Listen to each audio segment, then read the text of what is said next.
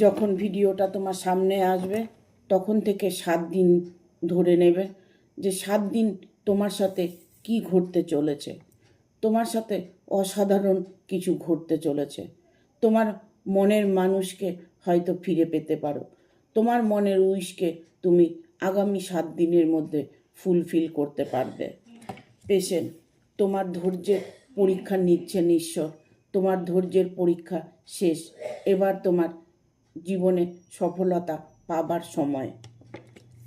Maturity, তোমার যা কিছু উইশ, যা কিছু স্বপ্ন, সেগুলো সব ম্যাচুরিটি হয়েছে এই কারণেই তুমি একজন সুন্দর ভালো মানসিকতার মন মানসিকতার মানুষ, তাই তোমার জীবনে ইমপ্রুভ দেখতে পাবে।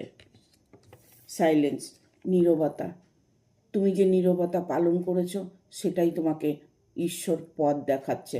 তুমি ভালো মানুষ, ভালো থেকো।